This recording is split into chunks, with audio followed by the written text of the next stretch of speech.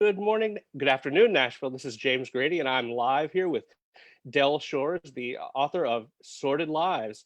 We're here today to talk about a project for his foundation that's going to be raising some money.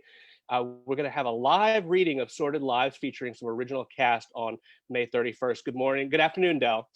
Good afternoon. It's morning for me. It is. I'm on West Coast time, but good to see you, James. How are It's you? great to see you again. Um, you know, I'm doing well as can be expected. How about you? Y'all are I don't, you know flourishing. what? We sound like old Southern women now when we say that. Well, I have my good days. I'm doing as well as can be expected in this pandemic. Well, with the It's hard sciatica, though. It's tough. I don't know yeah. about you. I mean, I'm a pretty extreme extrovert, so staying inside with my chihuahuas has been a challenge. Well, I'm an introvert, and it's been getting hard for me, which tells you something. Yeah, there you go. Well, we've had some you and I have had some drinks in a bar that seem to be you seem to be comfortable in a bar at least. It loosens me up a little bit, I must admit. So, tell us a little bit about the Del Shores Foundation. Some people may not even be aware of that. Well, it's relatively new. It's about a year old, and we were just really starting to launch it with a lot of events because I don't know if you know this, but Sordid Lives, the movie, that's the poster behind me. I can give a little more of a look there. The Sordid Lives, the movie turns 20 this year, Oh, wow. yeah, I turned 20. And so we had so many events lined up with various film festivals who are our partners, and part of it was to raise money for them and to raise money for the Del Shores Foundation, because what we've done with the foundation, we want to find people that were, kind of like me many years ago, that had stories to tell, and we want to give them an outlet, a way to tell those. So we formed the Del Shores Foundation, and it is for LGBTQ storytellers in the southern states. So our plan was to have a big convention each week. I mean, each week, each year, to bring a lot of artists together and have a contest that involved playwriting, screenwriting, and short film writing, and to give grants and opportunity. That's amazing. Now, I understand that this event that we're having next week, I guess it is has a slightly different focus, is on theaters, right? Absolutely. Now, here's what happened. I mean, when we were partnering with various film festivals and theaters that had done my work, basically, we only were asking them to make sure that they got the word out for our foundation when our contest were launched. And then, so all of these theaters, there are 23 of them total, are all partners with the Del Shores Foundation. So it had a completely different purpose. And then I was talking to one of our partners, actually Bonnie Pendleton, in Knoxville, at the Knoxville, downtown Knoxville, little theater there. And she was saying how, after 40 years of being in business, that they may go under because of this. Mm. And theater gave me a career. I started in the theater. Four of my plays have become films, and one a TV show, and so I can trace every dime I've ever made to the theater. So I am in deep gratitude to these theaters. So I reached out to Emerson Collins, my producing partner, and to one of our other partners, Ed Decker, at a new conservatory in San Francisco, where I had the premiere of my last play in 2019. And I started brainstorming with them, and this is what we came up with. And James, it was like, it just came together. I mean, I thought, will they come back? I mean, can I get Beau Bridges? Can I get Olivia Newton-John to give us a little inspiration? Can I get Bonnie Bedelia, Beth Grant? I mean, so I reached out, and without hesitation, everybody said yes. So it's a beautiful thing, and we're just hoping, with a live stream that there's going to be some issues, but Of course. that's what's kind of cool about it too.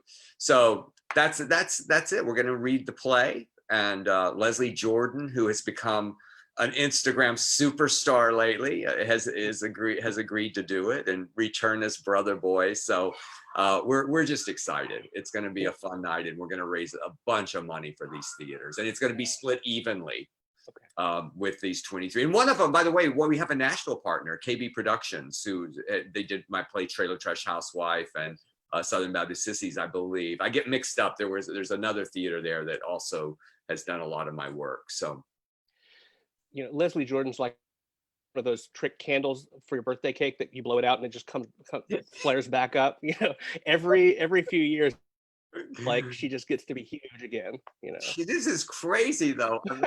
I went over to get these shoes. These are the original shoes that Brother Boy wore in the play in 1996. And wow. So we're also having an auction, and so I got him to sign them. And here we are with our mask. He's got a mask on. I've got a mask on, and we're standing on the street on Beverly, just meeting to pass these things off.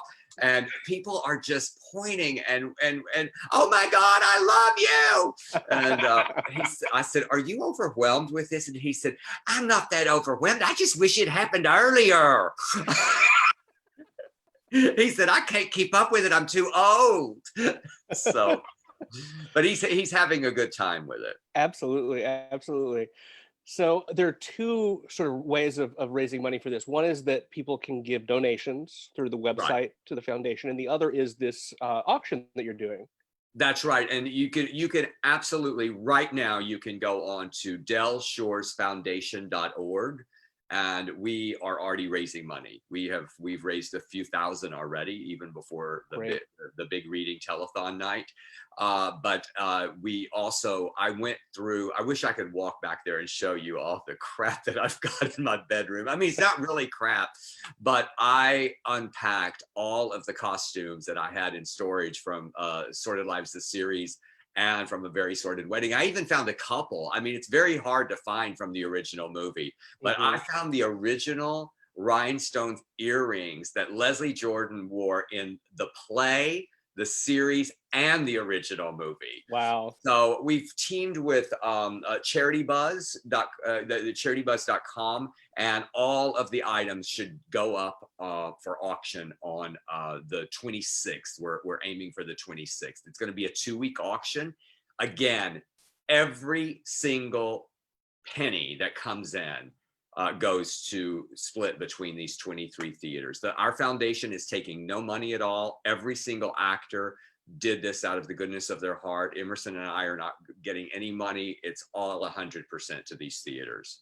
Right. That's amazing because, people often, they lament about how the only outlet for LGBT are the bars or things like that. But theater, small theater, local theater has also been like that place where, through the years. So many, I mean, some of them don't identify as LGBTQ theater, but they're LGBTQ friendly. Right. They do our work and they embrace us. And, I swear I'm not going to make it through the telethon and the reading without getting emotional, because it just breaks my heart what has happened. But I mean, I say, what in 2019, I had such a good experience with my new play, This Side of Crazy, up in San Francisco at New Conservatory. And I said, I am going to make 2020 the year of Del Shores returning to theater, just full time. And, along with all these foundation events to celebrate the 20th anniversary and to raise money for the foundation so that we can keep these stories going. We can keep them going. And Emerson and I were literally in the middle of rehearsal in Dallas. We had just had a very nice run of This Side of Crazy here in LA. Right at the end, like 2 weeks before closing night, the pandemic started. I mean, the buzz started, and it was the first time ever that my closing night in a small theater did not sell out. Wow. And it did sell out, but people didn't come because they were already scared. So we get to Dallas. I'm literally closing that play on like March, I think it was March the 3rd, and flying the next day to start rehearsal on the 5th in Dallas with one cast member from LA, Sharon Garrison, who lives in Dallas. We could not, it was just every single day, another big news story. And then all of a sudden they start closing down everything. And LA preceded Dallas, but Emerson and I said, okay, we have to make a hard decision. There is no way that people are going to come to the theater right now. So we canceled that production, or postponed it. But we're supposed to open there in July, but I'm not sure that that's going to happen. The same play is supposed to open at the Dark Horse there in with KB Productions, but we'll see. Right. I mean, I want to ask you, how do you feel? I mean, would you, if someone said, hey, or if I say, hey, James, I'm going to perform at the Dark Horse. I think that was the last time I saw you. Yeah. Want to come to my show tonight? Would you? Tonight. Like just say, let's say we say June 29th. I mean, do you think we'll feel comfortable at that time and safe? I hope that we can adjust to, social distancing in theater and be able to be apart a little bit, but it's such a small, close space, and, masks will help, I hope, but the financials are going to be the problem. The financials will be the problem unless you're going to do two shows. Yeah. Right? I mean, if you have to sell 1/3 of your seats, it's going to be very hard for these little theaters. So we're hoping, I mean, I know these theaters that are closing their doors right now, and because they have no option, we can't stand on stage. We can't sit in audiences. So we must. So I'm asking all of you, please go to if you can. I know that a lot of people are in financial straits right now, and if you can do anything, just share the event. It's on my Facebook page. Just look for Del Shores, and it's all over it. But share it if you can. That's one way of helping. But another way is if you've got some money, and there's some people with some money left. There's and some of them have enjoyed the theater. Yes, and one of the amounts, the most popular amount that people are giving is $32.09. So if you don't get that, go watch the original movie. Absolutely, absolutely. Now, I don't want to leave the foundation idea. Going forward, do you have plans for continuing that mission? Absolutely. The moment this is over, we just actually got an email from one of our partners in Dallas, the USA Film Festival, this morning. And she said, do you feel safe to come? That's why I asked you that question, because it was the 26th through the 29th. And I'm saying, I'm not sure I do. I'm not sure that I'm going to feel good enough to fly. So we may delay it even further, but we will continue. And the great thing is, like, once, just an example of what we're doing is, let's say if you had a play, James, and it doesn't even, you just have to be LGBTQ. You don't have to be, it doesn't have to be a story about, gay or trans or whatever. But if you were to win the contest, then the foundation grants to our theater partners, we will grant 10 grand for them to produce or depending on what the size of the budget is, it will at least be a partial budget for them. And a lot of these little theaters actually can produce a play for 10,000, but it won't go to the artist. It won't go to the playwright. It will go to the theater to produce their work so that they launch their careers. And as far as, are there any plans to do like workshops and things with emerging or younger authors? Absolutely. And I tell you, one of the things that we're rethinking, because with this whole pandemic, look at us, we're talking on Zoom, and I'm not sure that we would have done that if it hadn't been for this. I've been teaching acting classes and writing classes on Zoom. And so I'm thinking that we can do that with the foundation, that several times a year I can actually have Zoom writing workshops. Right. And sometimes it's just good to have a town hall kind of thing. I did that the other day for my actor friend. I just said, hey, let's just have a town hall and let's just come together and do whatever, bitch and moan, or how are we going to stay creative? Because that's one of the challenges, I think, for all of us, is how do we stay creative during this time? And your reading kind of had me thinking, because we do a lot of readings for emerging or new artists who can't produce a full play, but we do, theater readings in town. That model of having people donate and doing a live reading could also be a way to workshop new theater. I think it's a great thing, and I think that's a great idea too, James. With our foundation, I think we could sponsor some readings of plays. Because I recently consulted with this young playwright in Dallas. That he wrote me and said, "Will you read my play?" And I go, "I'll read 10 pages." And then that's my rule. I'll read 10 pages, but I'm not going to read past that if it doesn't grab me. Right. This play was so good. I could not believe it. I mean, it's so rare that happens. And as soon as I started reading, I go, oh my God, Dale Dickey is so perfect for this. The next day, I was having this kind of parking lot social distance meeting. I'm not a meeting. Dale and I are very close friends, and she's right down the street from me. And so she cleans everything, and I go over there with my mask, and she said, I'll do a reading. She said, I'll do a reading now that we figured out how to do this. You should have seen that kid when I told him that Dale Dickey was willing to read that role. It was like, what? He was so excited. And I thought, well, again, none of this, all of these brainstorming like we're doing right now would not happen if it hadn't been for the pandemic. So I guess we have to go, okay, this very dark period, some light's going to come out of it and some great ideas. Yeah, amazing.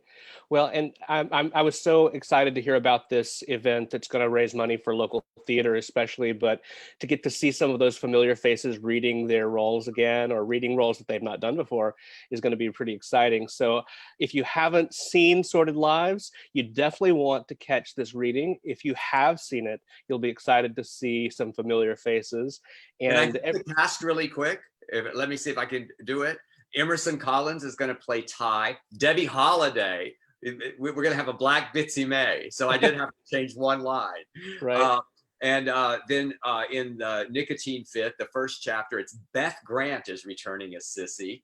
Wow. And we're going to have Ann Walker playing Lavonda. You know, you can't pry that role off of Aunt Lavonda. Ann Walker's got that role. And then we've got Caroline Ray doing Nolita, Bonnie Bedelia doing Latrell. And then in the bar scene, we've got Newell Alexander coming back as Wardell, David Cowgill from the series and Sordid Wedding doing Odell, Beau Bridges, who has not played GW since the movie, is coming back as GW. Dale Dickey is stepping into the drunk shoes of Sarah Hunley, who we lost, a Tennessee native, and she's playing Juanita. And let's see, that's those. And then we got Leslie Jordan as Brother Boy and Rosemary Alexander as Dr. Eve. I think I got them all. I'm playing the preacher, so there you go. So that's a role that you're familiar with. I can do played that a few times. Yeah. Just step back into a pulpit.